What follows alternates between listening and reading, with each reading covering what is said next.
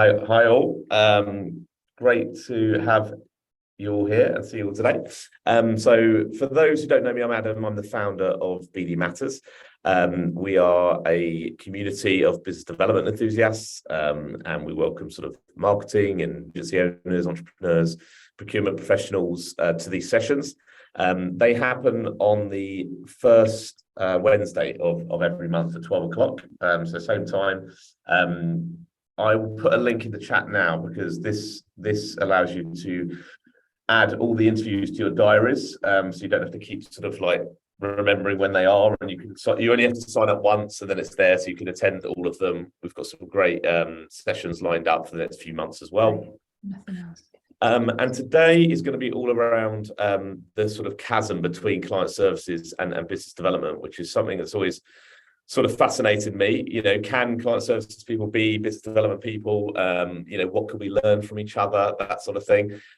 So I think when I first started talking to Carl and Ciara at Publicis, it came up they'd sort of moved from client services background. So I was quite fascinated in this. It's always been something I've wanted to explore. Sara, I know from Distillery, sort of straddles both roles, and so I think she's got an interesting perspective on this as well. And so, yeah, I'm keen to sort of hear from those guys. I'm going to pin them and add them to the chat. So if you're on like gallery view, I don't know, some people like speaker view, some people like gallery view, but gallery view means you can see all of our full faces. Now, if you've got any questions, please put them in the chat. I don't mind if you want to come and ask the question directly yourself, and I can pin you guys as well, or just drop a message to us and we'll do our best to answer it.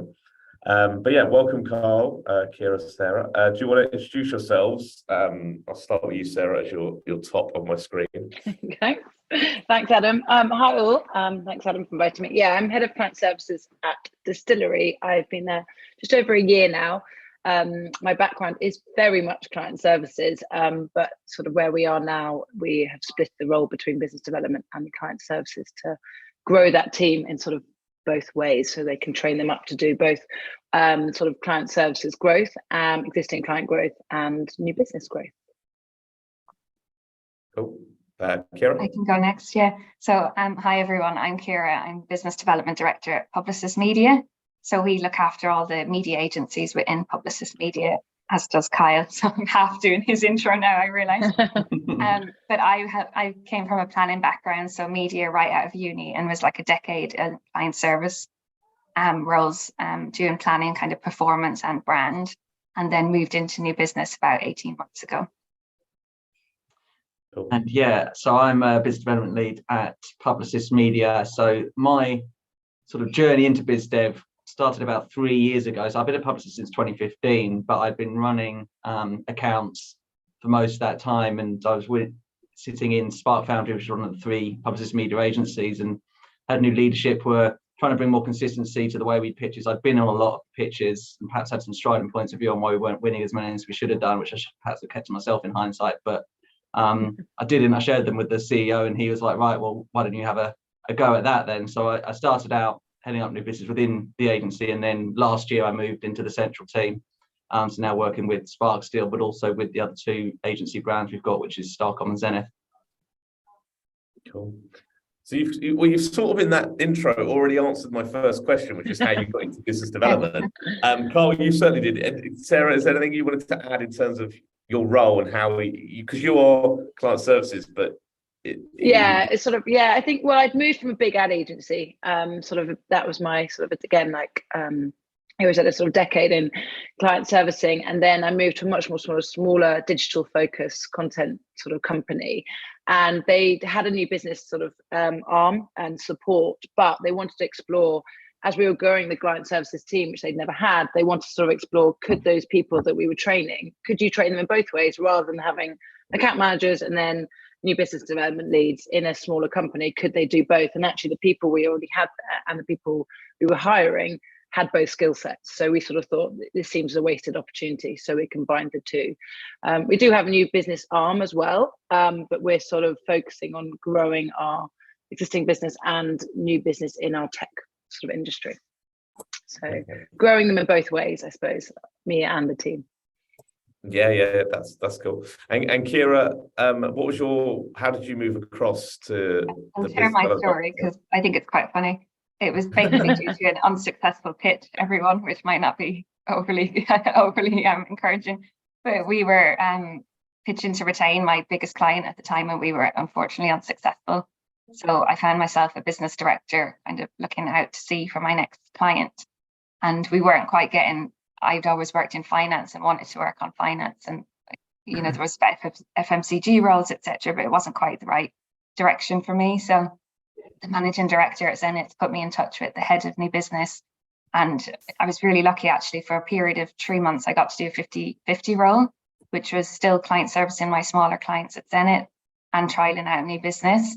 But I would say about 6 to 8 weeks in, I kind of knew I was 100% ready to commit to new business. To be honest, I just was converted and could see that you got to work with, the best agency talent, work on the biggest ideas. So yeah, I kind of very quickly got addicted to that and wanted to commit to that 100%.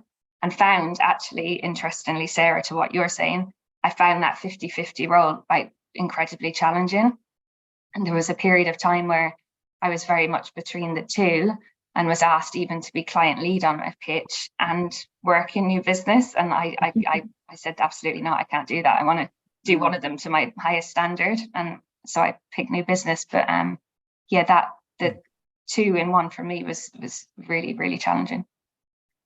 It's interesting because we talk to a lot of agency owners, and I think they do put both pressures into one person at some point. And it's like, is it possible? Is it best practice? And is that just too much stress, too much workload for one person?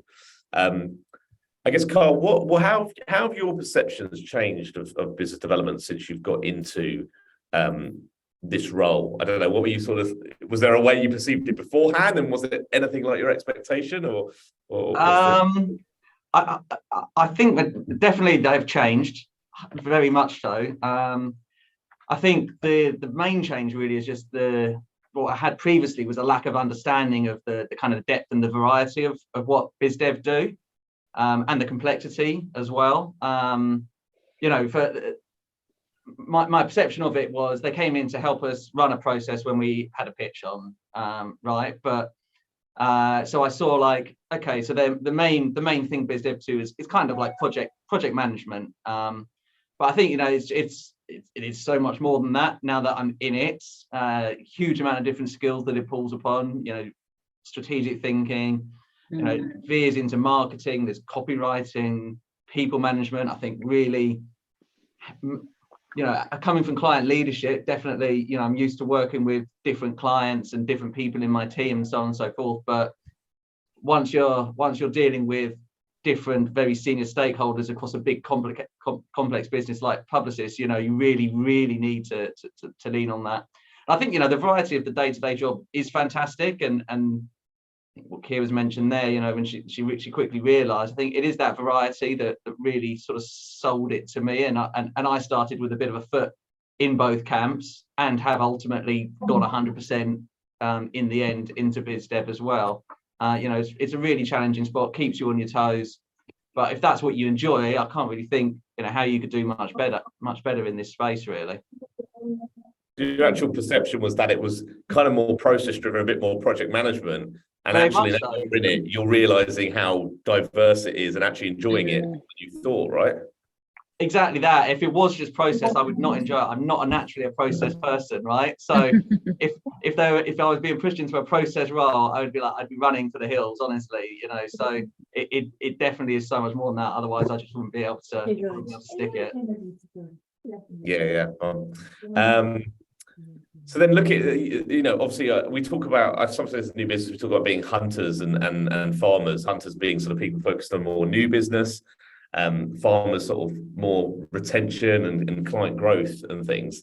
I mean, Ciara, do you think you can be both? Can someone have both skill sets? I love the analogy, by the way. I think that's great.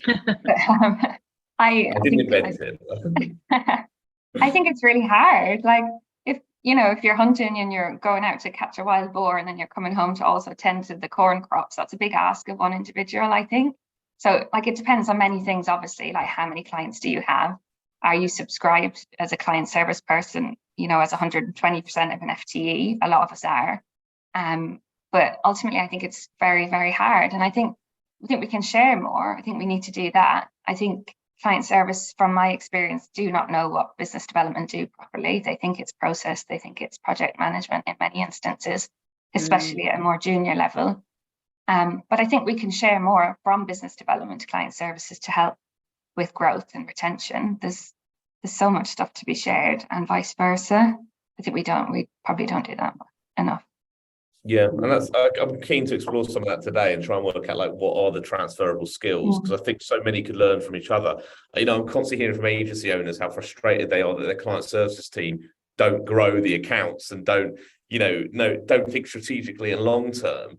And new business people are also there on the other side, are treated as like, not, like you said, process driven, not relationship management, not actually seeing that through from beginning to end. So feels like both roles are not being, utilized in the best way possible. And Sarah, so from your perspective, what sort of transferable skills, because you're doing a bit of both, do you think that's possible to bring with you?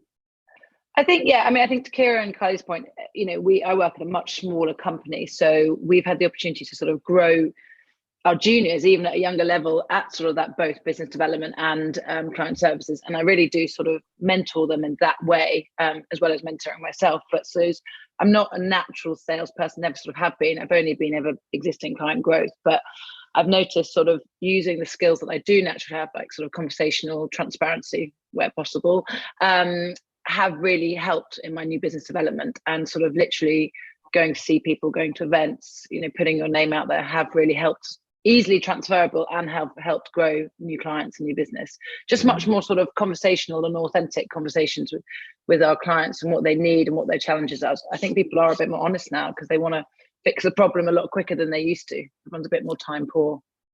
So do you think you're less, maybe because you're less focused on the sale, or maybe that's not at the forefront of your forefront, thinking about how do I build a relationship? Do you think that makes you a better, or in some ways a better business developer? I mean, it's working, but I think, to Ciara's point, sort of, there'll be a point where someone won't want that skill. They will want to, business challenge quickly done and sales. So I think it really, I'm very clear on who I speak to and what way I go in. So I suppose that also adapting, almost a bit of chameleon, you sort of adapt to who you're talking to. And I suppose that naturally comes a bit of a sales because you adapt to what your client is. So yeah, I think I'm definitely trying to get better at my sales. So we'll grow out my comfort zone. As I said before, I don't like using Zoom at the beginning, but, grow out that comfort zone, sort of get you into those difficult conversations.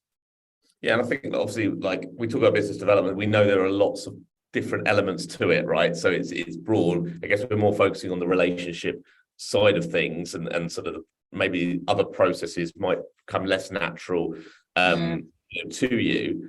Carl, what do you think business development people could learn from client services? What have you so you're now in the BD role? What do you think that you brought with you that allows you to be a better business developer? I think what good client services people do, and experienced client service people particularly are able to do is figure out the brief behind the brief. Working in client services, I've probably received hundreds of briefs over the years, and you'll get a load of objectives sometimes. Sometimes, what they're really looking for is contained within that list. Sometimes it's not even down in writing.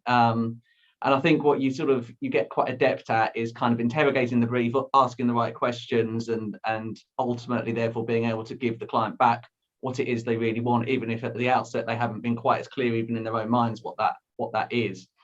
And I think in the sort of the pressurized situation of a pitch where it's really high stakes, it's kind of, you get it wrong, you're out. There's no room for iteration like there is actually in a normal campaign planning cycle. I think that becomes even more important. So I think that's a really good skill to have for client services people, and to be able to bring that into biz dev. And it's not to say that people working in biz dev all their careers won't have those skills, because they'll have been through many briefs as well. But I think it's something that, for us as a business, we probably don't really make as much use of as we could right now. We probably could have people like myself and Ciara a little bit more particularly involved, particularly early on in the actual sort of direct conversations, because that ability to ask the right questions, is really important. So I think it's a skill that comes with experience predominantly. That experience of over a decade working in client services, I think, is putting me in good stead to sort of be now looking at these pitch briefs and trying to help advise the teams on what it is that we really must nail if we think we're going to win this pitch. Yeah, I mean, it's so important. I just on that, I was thinking, do you find that harder to do now? Because obviously, when you're managing a client relationship, you're not necessarily trying to win anything, and you've got that relationship to a certain extent. Is that easier to interrogate a brief than when you've never met someone, you've got no relationship, and there's a big pitch at stake? It's definitely harder to do. Yeah, very much harder to do. And as I said, the stakes are so much higher. If you do get it wrong, you're not going to get a second chance. Like, your client's not going to say, "Oh, that was a bit off." Like, you could have another go, like they would have done before, right? So yeah, it is hard, and we'll come on to talk about sort of pitch process and that, I'm sure, in a little bit. But I think it's really important for us as biz dev people, and it's something that we talk about a lot as a team, and when we speak to intermediaries and so on. It's like, we really want opportunities to talk to clients more in processes, because it's really hard otherwise sometimes just receive a brief, go off, come back with a response later on, and there's a much higher chance you're going to get it wrong. Sorry, Ciara, I cut you off. What were you jumping in to say? I think, to Kyle's point, like, you have the ability to just jump very quickly into the client shoes mentality, I think, which is a skill that we can use like daily, which is really helpful. And yeah, we should probably do it more and encourage others to think like that. Like, we often ask, like, what's the client really, the marketing director really worried about, and something like those key questions. Yeah, it's so important, as you say, like the brief behind the brief. I sometimes feel it's like, in a new business scenario, it's just testing the water, isn't it? You're constantly kind of working out each other and finding out where you can push, what you can't push. Almost feel like driving a car, and you're like putting down the pedal, and then you're stopping, putting it down, like stopping.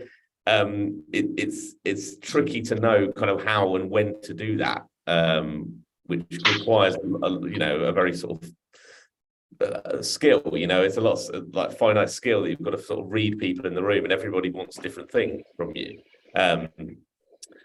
So I guess, Ciara, are there any other things that you've seen where where client services and BD, it needs to be separate, like the two roles don't cross over, and they need to be treated as separate entities? Yeah, it's a tricky one, isn't it? I kind of think from like a roles and your responsibility point of view, within a big agency, especially when there's so many pitches live at any point in time, like, I do think it primarily needs to be like quite separate in terms of who is responsible for what. But there's no reason soft skills can't be lended either side throughout the process. But I hate seeing people that are spread too thin. Like, you see it in pitches when the pitch teams are trying to client service to their high standards and also win this new piece of business. Like, it puts just work to risk. Like, it means there could be mediocre work being done on a key core daily client, and then mediocre work being done on a pitch, which is always less than ideal. So I think primarily within a bigger structure, separate is probably best. So what have you had to change about the way you work to work within this role? Have you seen noticeable skills, or your personality, or different processes you've had to do to adapt? Yeah, I've had to step back from the detail, I guess, that you'd usually want to throw yourself into. So, like, I would have been used to crafting slides and writing slides for a pitch presentation. Now, obviously, that's not my remit. It's more like a consulting role and a kind of inspiring role. So getting that balance right has been a challenge, I would say. But over time, like, you build obviously your rep up, and you kind of can lend that more consultative approach to teams.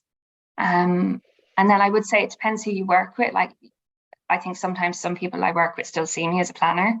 So that's different to working with another agency that never saw me as a planner. So I definitely see the nuances between the agencies as well. Yeah, well, I think it's great that you've got that skill set, obviously, because a lot of new business people wouldn't maybe be able to consult on planning or have that perspective on that. But yeah, so it's about, as I said, bringing the best of both worlds together. So Sarah, on your side then, obviously, it tends to be that client services people do focus more on retention and organic growth. Why do client services people struggle to grow accounts or want to grow accounts or think in a sort of new business mindset to bring in more revenue to the agency? I think that's sort of just fear, and I think that goes to the point I sort of continuously say, from if you start growing as client services, you're just, as you said, easy conversations, the clients are kind, but when you sort of get to having to upsell, it is hard and people. But again, what we're trying to do is sort of tell people how to upsell, and you sort of get people who love it, they sort of get a thrill out of it, and then you sort of get a bit of both, of people who just feel easier to go to a warmer lead and just know they've already come to you, so they need something, so they need you more than you need them. But the people who upsell, I think, sort of, they like, as I said, the thrill of it, so we'll continue to do it. So I think it's a bit of both. I think, again, to Carl and Ciara, it's different when you're on constant pitches, but we're just a team of sort of 30 people, and so with the client services team of 5, so we pick and choose, and when a new brief comes in or a new business brief comes in, I pick the right person who will suit that brief, suit the client, suit the needs, suit the structure of it. So I think when you get to client's pitch stage, you're sort of, I feel confident you've got the right people there who are going to do the right jobs. But I think, to Ciara's point, it's really important, really distinguishing in those roles. The worst of going into a pitch when you've got someone doing a bit of both, or a creative doing a bit of strategy, or strategy doing a bit of creative, it can be kind of detrimental to winning that pitch, because I think even the client doesn't know who they should be sort of asking the questions to. So I think the key is always just choosing the right people and giving them a natural sort of push if they feel they naturally can do it.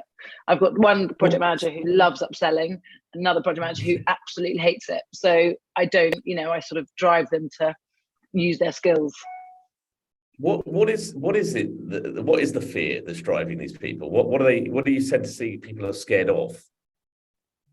Well, it's like rejection, isn't it? It's like trying to start a new relationship. It's like going on a first date. You don't want to be rejected, I don't think. So, and I think if you go on lots of dates, and I'm sure it works, that you sort of get used to it. So I think it's more practice, which is why I'm sort of, I think, Ciara and Carl agree, having business development and client services skills from even such a young age of your career is, I think, a crucial way moving forward.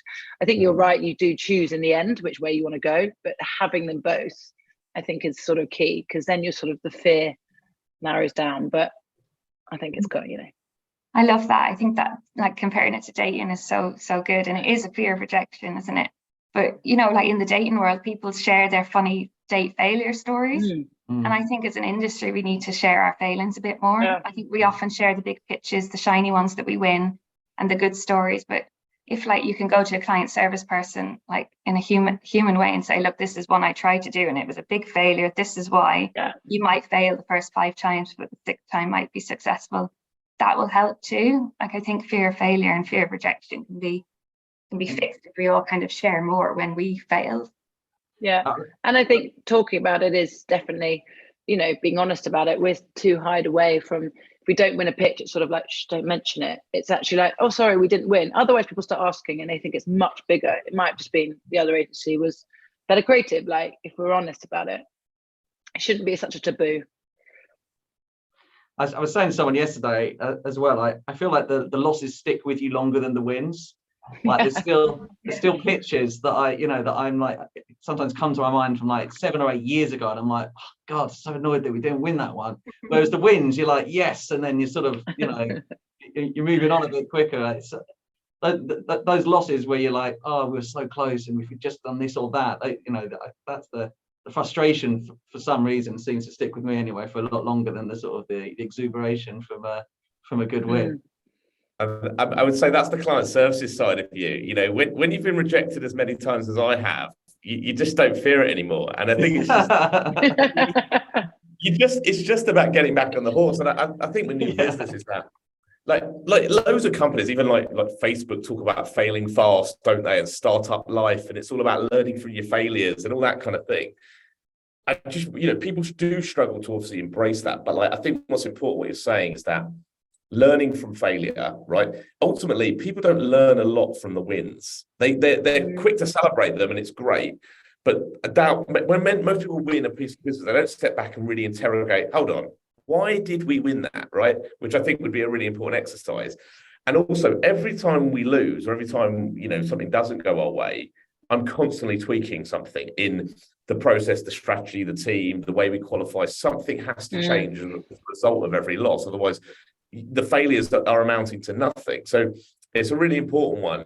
And then the last part of self-failure is about the culture, I suppose, in the organization. So like you said, like people don't want to talk about it. If there's a culture set by the leadership about losing pitches, then, and like that scene is really bad, and we've keep it under wraps, don't let that out of the bag, right? I think that breeds that fear, and people sort of close off a little bit. Whereas if people went, great, we failed, look what we can learn from this failure that we can now implement into the next pitch, right? Yeah. And that needs to happen far more from my perspective.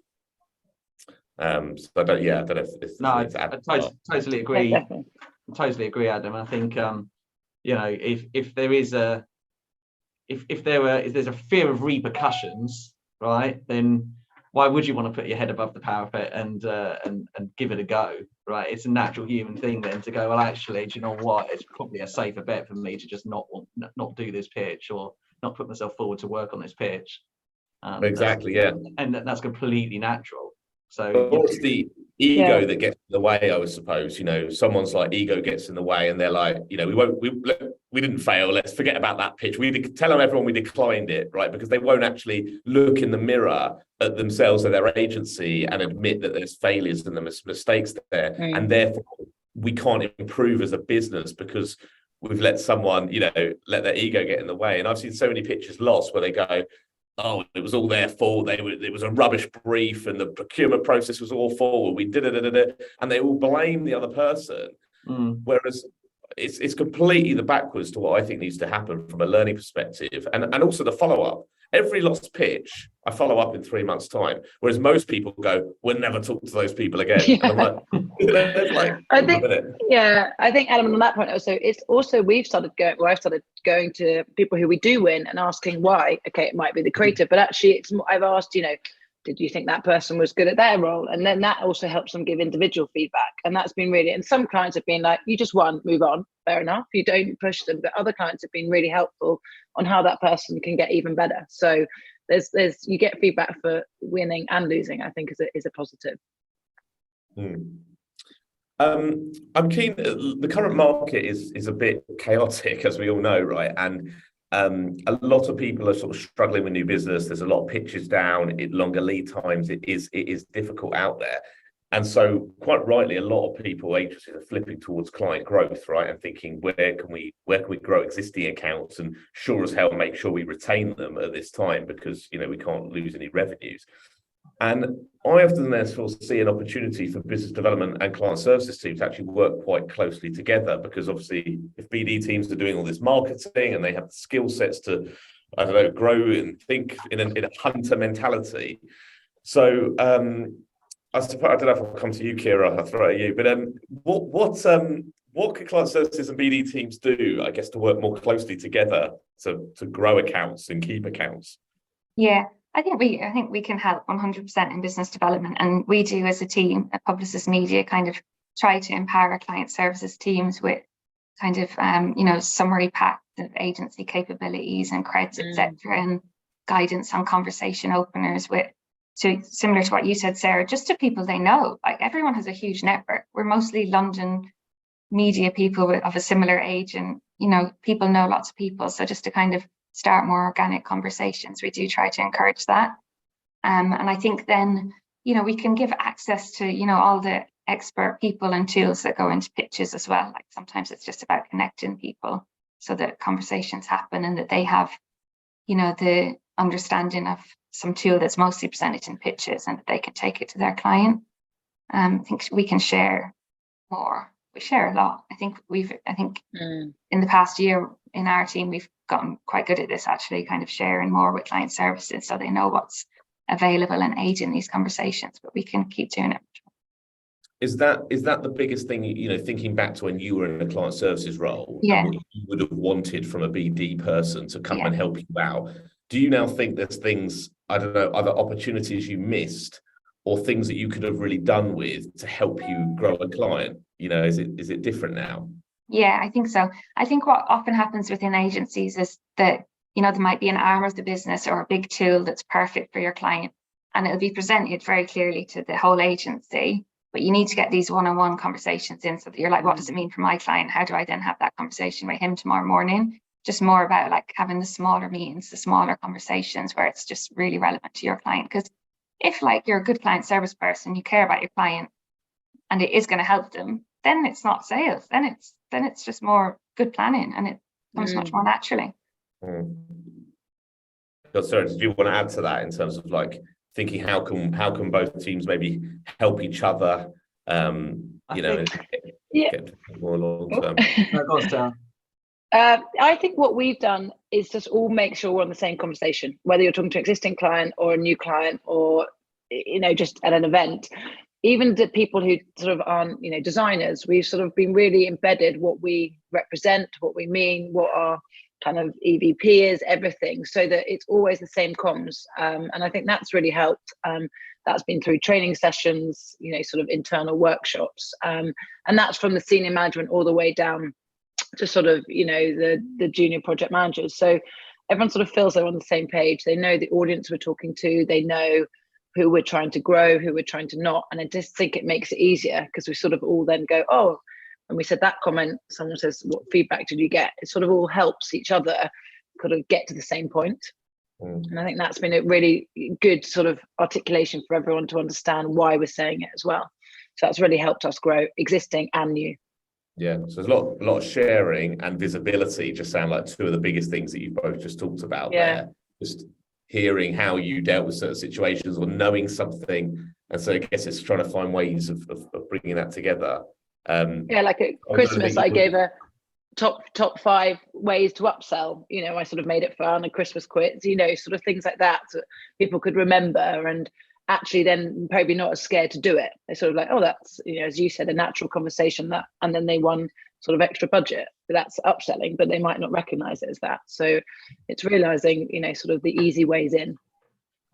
Yeah, and if you can reduce those sort of fears, I suppose, letting people know that it's just about having a conversation. Like new business is just about having a conversation and just being helpful to someone. And I think sometimes people, because they think of the pressure of the sale and they've got to get to the close, like that can stop them. So I guess it's just reframing new business in their heads, their mindset and how they approach it, and then empowering them to do certain things. Carl, was there anything else you thought about sort of, you've seen how client services and BT teams can sort of work closer together or support each other in better ways? I think the other big area, which is kind of been touched on, but I think is kind of preparing for retention.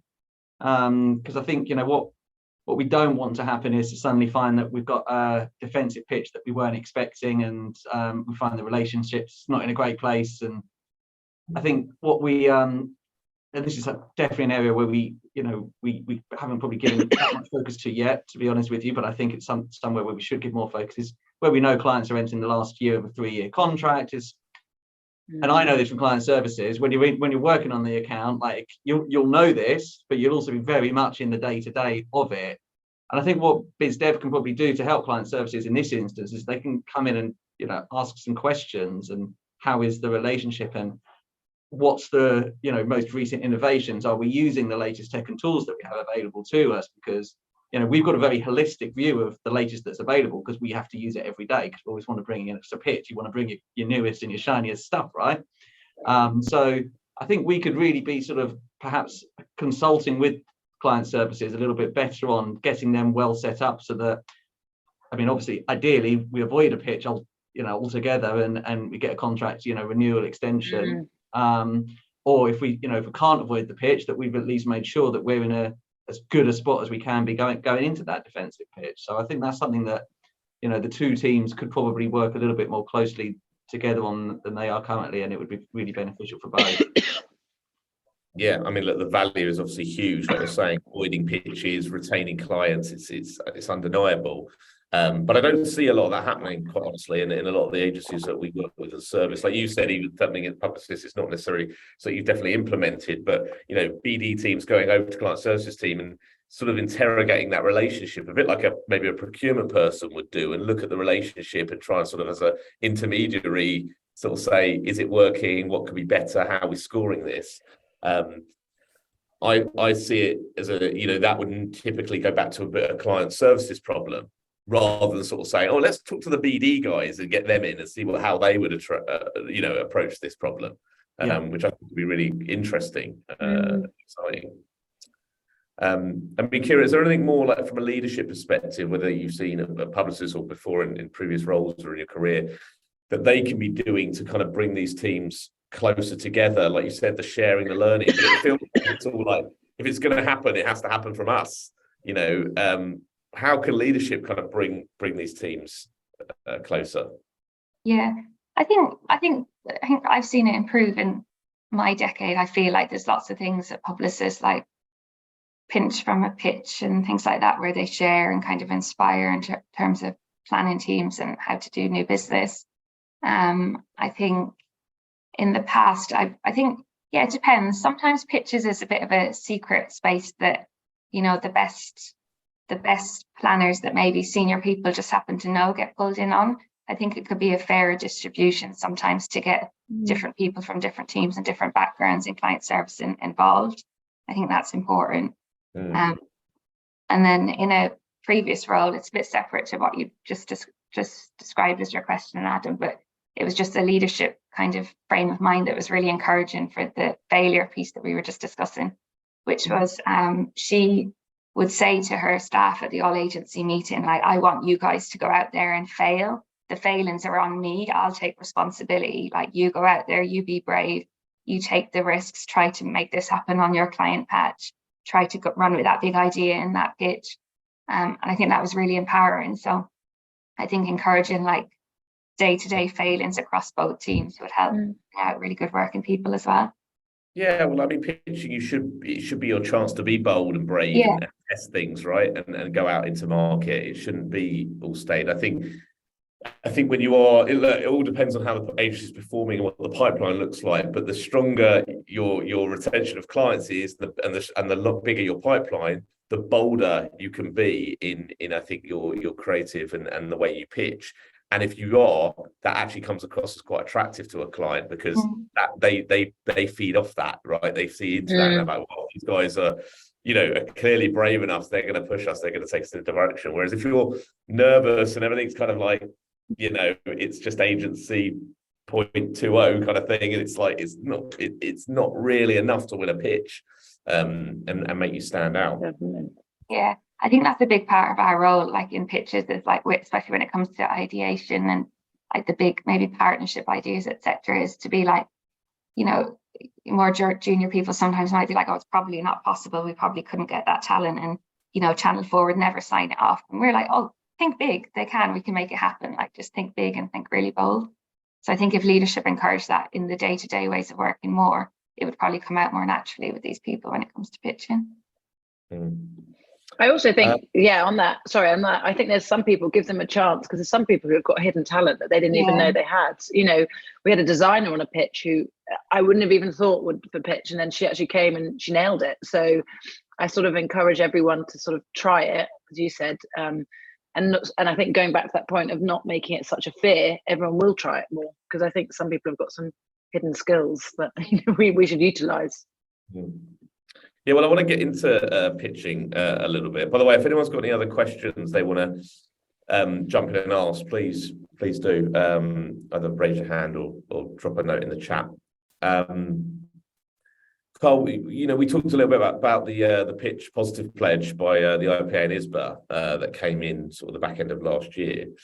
And obviously, I think we've all signed it and everything, but it's always interesting to know how it's actually being implemented. This, I think the IPA are really interested. How is it going beyond just the sort of signatories, and how are we holding kind of people accountable and making sure we're sticking to some of the rules? Is there anything you're doing at Publicis that kind of reinforces that? It's definitely a big topic for us. My boss and Ciara's boss, Naki Tahiri, who's the chief business development officer at Publicis Media, she was working very closely with the IPA and ISBA in creating the pledge. So she's made it a big focus for all of us as well. And I think there's a couple of ways. I think when we're evaluating a pitch, we're really looking at whether or not, even if the client's not necessarily explicitly said, either have they explicitly said they're signed up, or from what we can see of the process, are they adhering to the principles and the sort of the guidance of it? To be honest, like, because we work with generally quite large pitches, a lot of them are through intermediaries, and all the intermediaries are signed up. So it's a conversation I was having the other day, like how many of our pitches in the last year have been pitch positive pitch pledge linked, and we think it's probably going to be a majority, possibly even up to around 70%. So have we seen better behavior? I have seen some clients talking about it when we've had the wash up sometimes as well. On a couple of occasions it's been mentioned. I think generally pitches have been hopefully fairly positive experiences. How much that's down to the pitch positive pledge, I'd like to think a decent chunk of it. I think certainly there's only so much we can control. I think what I'd really quite like to see, to be honest, is in the next iteration is how are we going to start holding clients accountable and intermediaries as well accountable who are advising on the processes, because I think that's really going to be the next big step that might allow us to really bed this in, because it's had a lot of coverage in the last 12 months, which has been fantastic, and it's very much a hot topic at the moment. And I guess my concern is that it kind of drifts and bad habits come back and all that kind of stuff. But I'd say overall, my impression is it has made a difference on the pitches that we've been working on for the most part. And I think it's led to more positive pitch experiences for the agency teams that we're working with on a day-to-day basis. That's good. Yeah, you'd like to think it just kind of is that nod, and it's just getting people thinking. I know it's always going to be hard, and people haven't really read it, or they slip back into bad habits, like you said. And I think, like you say, most of the bigger agencies, the bigger markets, and the bigger brands are probably going to be more aware of it and know that there's risks out there.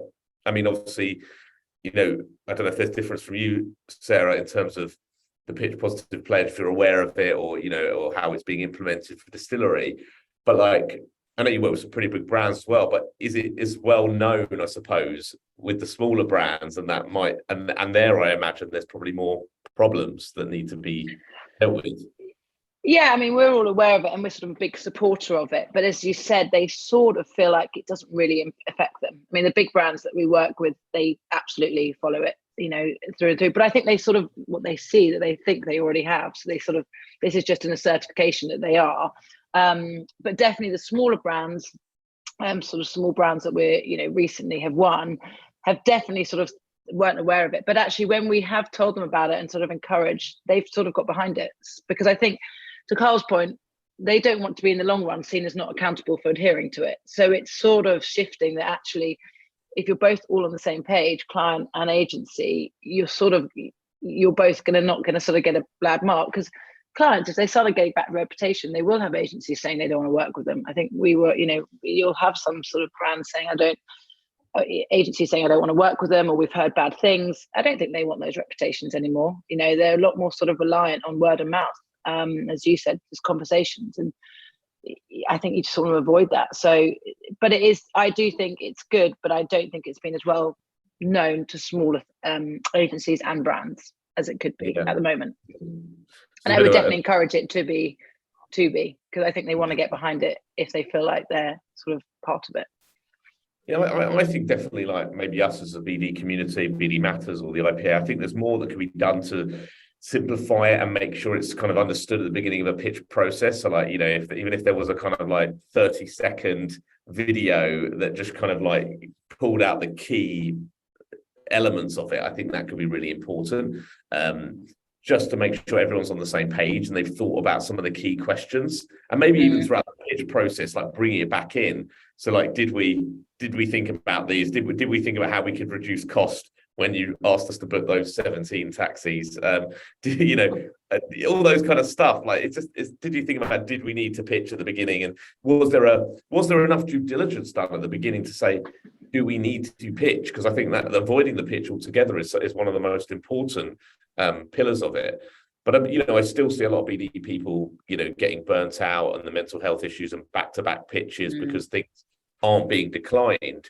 And so I think for agencies, it's like, you know, is business development being resourced in the right way? Are we declining enough pitches? And are we considering the hours and the way those people are being treated that work on those pitches? I don't know. I'm not as close to being inside some of the agencies anymore, but I know, you know, recently I've been into some big agencies, and it doesn't feel like it. It still feels like we're quite far from that, because especially with the economy and the pressures being put on businesses, that, you know, that sort of capitalist culture still drives, ultimately, we have to go for this, you know. So there's been bits I've seen, like, you know, like I saw, I think Adam and Eve declined the recent John Lewis pitch, didn't they? That was quite big in the news, because they were like, well, we're the incumbent, we've done such a great job for you, you know, how, I think it was that kind of sentiment, how could you get rid of us, you know? Which I guess you could see both ways. Well, and I think from what I read about it, it was a communication thing as well, because, you know, the client hadn't properly really had a conversation with them in advance of why it was going to pitch and all that kind of stuff, which is obviously very much not against the pledge.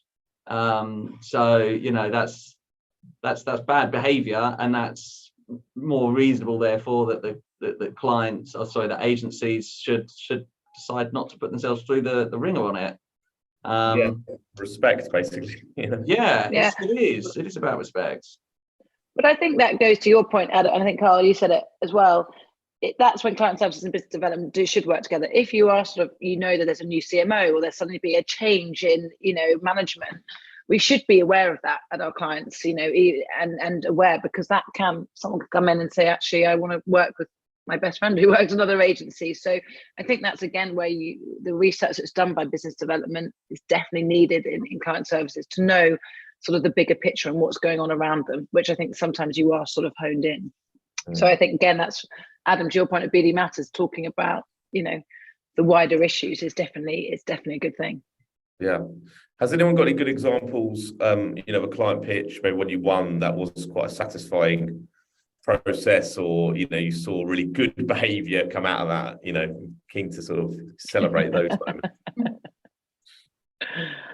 I can think of one individual pitch, which was, well, actually not individual, it was a multi-brand pitch. It was a few brands, one full day of pitching. And I think it was an example of a pitch that was really won based on the people, which I always like to see. So the cast, the people that, you know, put forward their ideas, etc. It wasn't, you know, the win wasn't down to commercials. It wasn't down to pitch theatre, which obviously is valuable too. But I just felt like the energy of everyone that worked on this pitch really wanted to win this client. They were bought into the pitch process. And then clearly the clients, you know, 100% bought them. So that, I found that very satisfying. That was a good win. People focused on. Yeah, mine was a bit different, but more just a bit old school. We won one last November, and she actually called me, you know, just on the phone, old school mobile, and I just had a long chat and said why we'd won, what had been really good, and it was just really personable. And it was a lot about the people, how the chemistry in the pitches, but it was just very sort of nice. It wasn't just an email sort of formulaic, but it was just a kind of feedback, and then kicked off work straight away. So that was sort of more kindness, I suppose, and sort of personable, which I sort of like approach to it. Yes. Carl, did you have one?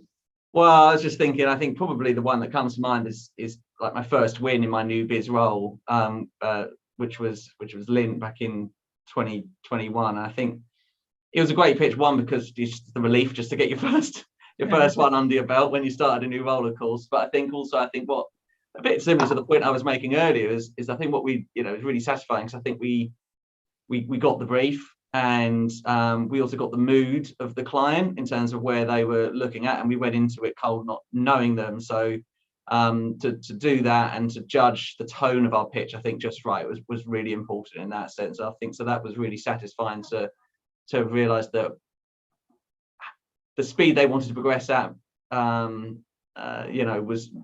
important, but it was judging what that speed was, right? If that makes sense. And I think that's that's something that perhaps where that advantage of the client services and being able to read the client, perhaps immediately sort of came into its own and helped me in that instance.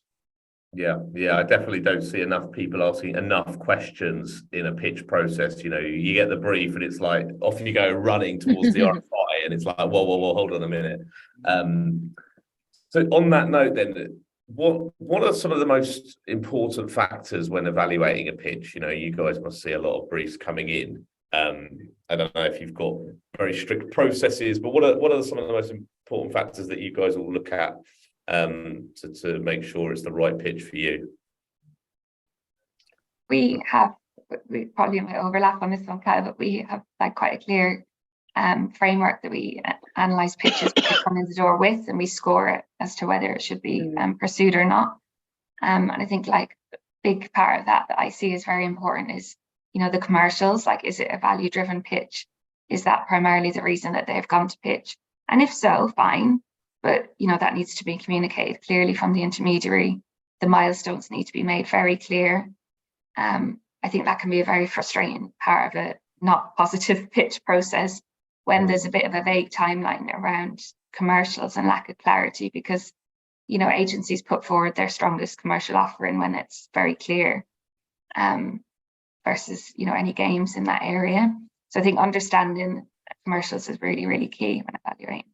I also, just on that point, the commercials, I agree. I don't think it's clear enough from the outside if that is the reason for pitching. And there's a lot of consolidation and that kind of commercial-driven pitching going on at the moment. But also, I also find it weird that the commercials are the last thing we do. So they'll make you pitch for 3 months, where you're presenting the strategy, the creative, the media plan, whatever it might be. Yeah. And then there'll be a commercial discussion. And it's almost like everything you did before that was pointless, because ultimately a CFO was just going to sit around a table with a procurement guy and go, well, they're the cheapest, so go with them. So I never get that in a pitch. Why is that not, I don't know, first or I get that agree. You have to buy the value at the same time, but it just seems such an emphasis is put on, and the pitch team are all coming up with all these creative ideas and everything. We're really, it's just the bean counters at the end of the room that are just sort of the only ones that care about the outcome of this. That pisses me off so much. No, I completely agree, Adam. I mean, we have seen it on pitches where they will do it the other way around, which is it's the logical way around to do it, because so much more work goes into the strategy and the audience understanding and the development of the ideas and all of that work. Yes, there's still work that goes into the commercial submissions, but it involves much fewer people and less hours normally. And if it is going to come down to we really like strategy, but it was a close call. You probably probably have one on the strategy. Okay, we'll give you that. But I'm sorry, they're just cheaper. And it's like, well, why did we do it that way? Yeah. I have started to see that there has started to be a bit of a change there, but maybe that is something for a next iteration of positive pitch pledge is that we think about the all-route events a little bit more closely as well. Yeah, definitely. I think it's often left purposefully vague. And I think it's it's kind of a little bit of a game that can be played in that space, which is completely wrong and it's not a positive way to pitch whatsoever. But there has been a shift. I agree, Kyle. Recent pitch, it was kind of commercials first, and then it was knockout, which made sense. Yeah. I think the difficulty sometimes is they want to be wowed, or clients. So they sort of, if you go too commercial, they feel like you're not going to wow them. You're sort of going to, you might present something that's way out of budget or something like that. So it's sort of that fear again from their side that you're not going to put 110% on it. But I agree with Carl, and it sort of gets ridiculous at the end, But we sort of do a triage, sort of any new brief that comes in, whether it's from our intermediary or direct. We literally do a triage, and we get every single head of department to, from head of production to head of creative to agree on the pitch that we're all behind it, because the last thing you want is someone not being behind it, and you're not going to hit all the boxes. So even though it might kill half the team that we've turned it down and the other half want to do it, we sort of all have to agree that we're aligned, because then we're sort of all in it, and I feel that everyone's behind it. Yeah. The other way I see new business people underutilized is that instinct, because I think when all's said and done and everyone's had their say, I really back a new business person to have the gut instinct of whether we should go for that. And they are the last person that anybody in the agency listens to. So I do have a question from Luke, which is about just research and deep diving into key stakeholders you're presenting to. I don't know if Sarah, if you want to give a quick update on, like, do you do any research? How do you, Yes. how do you work on it? Yeah, I mean, I think going back to that point, because I want to find out about that person, I literally stalk. I mean, I have. It's part of a sort of. Sounds really crass, but I do, because I want to know what they're like. I want to know who's the right person to put on the team. I want, what their character's like, so you can have a bit more conversations. I always say to my team, get to know those people a little bit more. So that's why I love to ask for chemistry meetings with clients, so we can sort of deep dive into them, interrogate the brief, but also get to know them, and so you can almost make it a little bit easier when you get to that pitch stage. So yeah, I definitely unashamedly do that at whatever level, and that's why we always insist as well who is going to be on the pitch. I still feel, I know that's part of the positive pledge, but who is going to be in that meeting is key. And when it changes, it is frustrating. You sort of think who you're going to talk to, but yes, I definitely do. Yeah. And Ciara or Carl, what's your stalking technique? Yeah, similar, aggressive. Yeah, we do it too, and we'll look out for like common connections between people and see if people have worked with each other before, and if it was positive, then it might be worth including them in the process.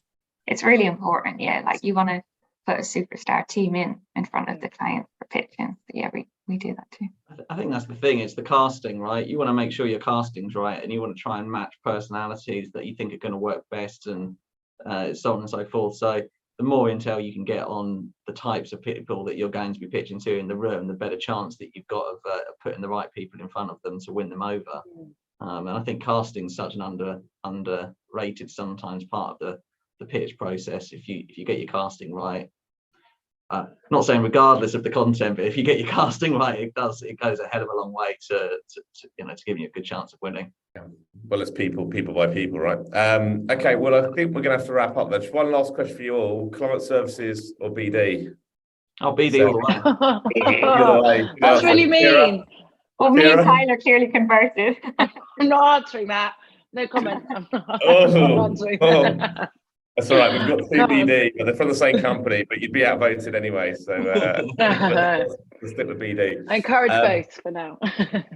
All right, good answer. Very, very politically correct. Right, well, thank you all for joining us. Thank you, Ciara, Sarah, Carl. That was great. Obviously, if you're not signed up for BD Matters membership, please do so. We've got Kimberly Burgess from Fidelity International joining us on the next interview, and then Nathan Alibaba, who runs a podcast agency and a podcast on B2B agency growth, is joining us for our next meetup on the 15th of March. And we have a workshop next week with Stuart Dunk on navigating procurement. He's ex Nike, Danone, Unilever, so pretty good experience on the procurement side. That's in London on the 8th of March. So we've got a few tickets left. So if you want to sign up to that, head over to the website and do so. But yeah, thanks all, and we'll see you on the next one.